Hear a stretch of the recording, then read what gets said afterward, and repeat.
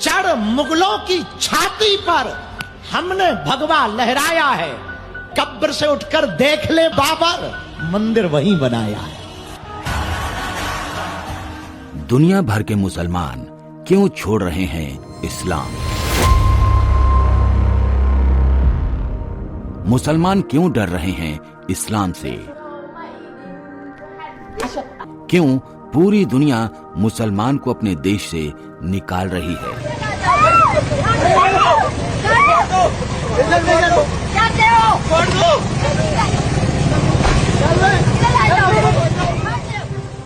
दुनिया खामोशी से बदल रही है दोस्तों।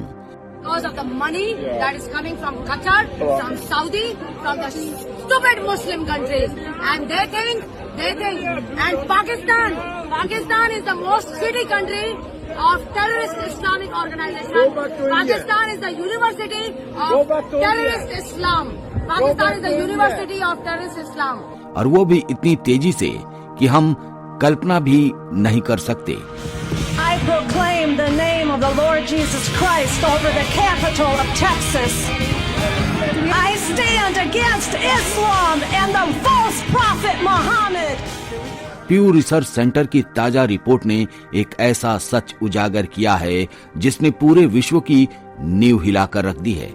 आने वाले 35 सालों में इस्लाम दुनिया का सबसे तेजी से बढ़ने वाला धर्म बनने वाला है। आज लगभग 2 अरब मुस्लिम हैं, लेकिन 2060 तक यह संख्या 3 अरब से भी आगे निकल सकती है। यह सिर्फ जनसंख्या का खेल है या इसके पीछे कोई गहरा अदृश्य बदलाव धड़क रहा है? दुनिया की धार्मिक संरचना में कुछ ऐसा हो रहा है जो चुपचाप धीरे धीरे आने वाले वर्षों में पूरी मानव सभ्यता का चेहरा बदल सकता है। प्यू की रिपोर्ट एक चौंकाने वाली सच्चाई बताती है।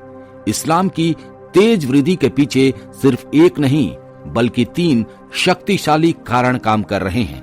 सबसे पहला है दुनिया में सबसे ऊंची जन्म दर, दूसरा धार्मिक बदलाव यानी कन्वर्जन का तेज प्रवाह, और तीसरा युवा मुस्लिम आबादी की विस्फोटक वृद्धि।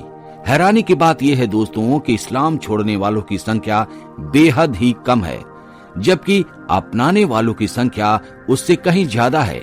ये तीनों कारक मिलाकर आने वाले दशकों में दुनिया का धार्मिक नक्शा बदलने वाले हैं। धीरे धीरे, चुपचाप, लेकिन बेहद गहराई से। धर्मांतरण यानी अपनी जन्मजात पहचान छोड़कर किसी नए धर्म को अपनाना। भारत में भले ही राजनीतिक बहस का मुद्दा हो, लेकिन असली तूफान तो अमेरिका और यूरोप में चल रहा है। वहां हर साल लाखों लोग अपनी आस्था बदल रहे हैं। कोई इस्लाम अपना रहा है तो कोई इस्लाम छोड़कर पूरी तरह नास्तिक बन रहा है।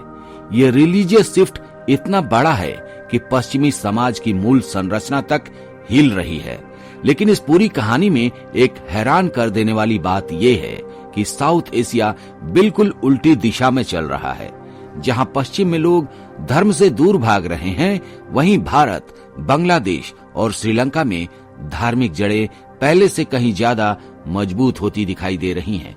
दुनिया के 3 सबसे बड़े धर्म ईसाई, यहूदी और सनातन यानी हिंदू, इनकी तुलना में इस्लाम छोड़ने वालों की संख्या सबसे कम है। और यही बात इस धार्मिक बदलाव को और रहस्यमयी बनाती है। जो लोग इस्लाम छोड़ रहे हैं उनमें से अधिकांश किसी नए धर्म में नहीं जाते, बल्कि पूरी तरह धर्महीन हो जाते हैं। वहीं दूसरी ओर ईसाई धर्म से मुस्लिम बनने का चलन अमेरिका, केन्या और घाना जैसे देशों में तेजी से बढ़ रहा है।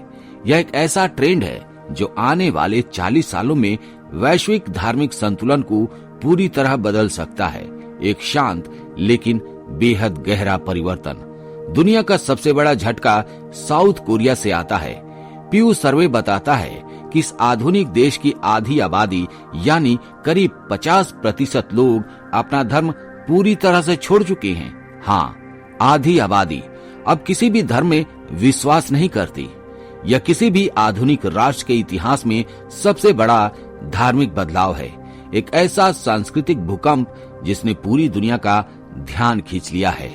और अगर यही ट्रेंड वैश्विक स्तर पर फैल गया तो धर्मों की जनसंख्या का पूरा गणित पूरा बैलेंस और आने वाले 100 सालों की रिलीजियस फ्यूचर प्रेडिक्शन पूरी तरह बदल जाएगी। और अब आते हैं भारत पर, जहां तस्वीर बिल्कुल उल्टी है।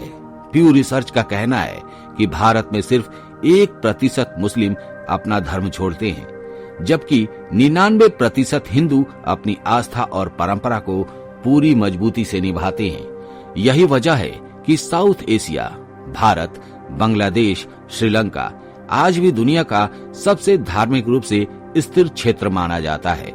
यहाँ धर्म सिर्फ एक पहचान नहीं है, बल्कि पीढ़ियों तक चलने वाली संस्कृति है, परिवार है और मूल्य व्यवस्था है। जी हाँ, उसका हिस्सा है, एक ऐसा धागा जो समय बदलने पर भी टूटता नहीं है, बल्कि और भी मजबूत हो जाता है।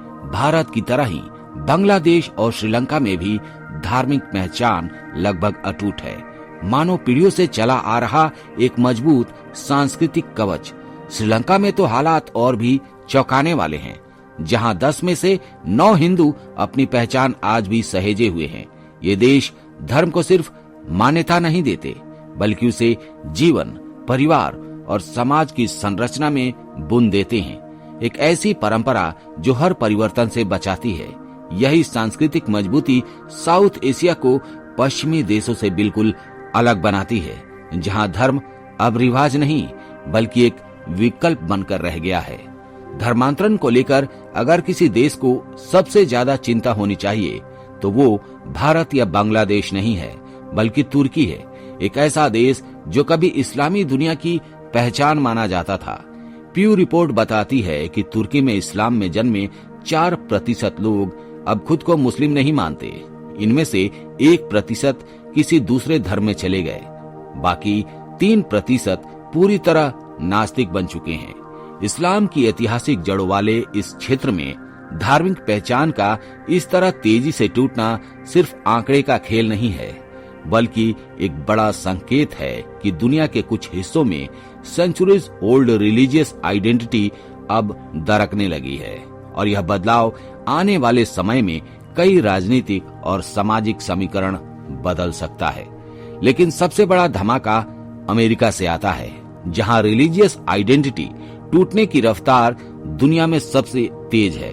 प्यू रिपोर्ट कहती है कि अगर अमेरिका में 100 लोग मुस्लिम पैदा हुए थे, तो उनमें से सिर्फ 77 ही आज खुद को मुसलमान मानते हैं। यानी 23% मुस्लिम अब इस्लाम से बाहर जा चुके हैं। और चौंकाने वाली बात यह है दोस्तों कि यही कहानी हिंदुओं के साथ भी दोहराई जा रही है। अमेरिका में रहने वाले करीब 18% हिंदू अपना धर्म छोड़ चुके हैं। ये आंकड़े साफ दिखाते हैं कि पश्चिमी समाज में धर्म अब परंपरा नहीं है, बस एक व्यक्तिगत पसंद बनकर रह गया है। और इसी वजह से वहां धार्मिक पहचान दुनिया में सबसे ज्यादा कमजोर हो रही है। 2022 के वैश्विक आंकड़े एक साफ तस्वीर खींचते हैं। दुनिया में 31.6% लोग ईसाई हैं, 25.8% मुस्लिम हैं, 15.1% हिंदू हैं और सबसे चौंकाने वाली बात यह है दोस्तों कि 14.4% लोग अब किसी भी धर्म को नहीं मानते। प्यू की रिपोर्ट बताती है कि इस विशाल बदलाव के पीछे साउथ एशिया, भारत, बांग्लादेश, श्रीलंका आज भी दुनिया का सबसे मजबूत और स्थिर रिलीजियस रीजन है, जहां लोग अपनी जड़ों, परंपराओं और पहचान के साथ अडिग खड़े हैं। लेकिन पश्चिम की कहानी बिल्कुल अलग है। वहां धर्म अब परंपरा नहीं है, बल्कि एक पर्सनल चॉइस बन गया है, जो कभी भी बदली जा सकती है। और यही अंतर आने वाले 40 सालों में दुनिया के धार्मिक भविष्य को तय करेगा। दुनिया बदल रही है और ये बदलाव किसी तूफान की तरह नहीं, बल्कि समुद्र की गहराई में उठती धीमी, लगातार चलती रहती लहर की तरह खामोशी से, लेकिन बहुत गहराई में होने वाली है।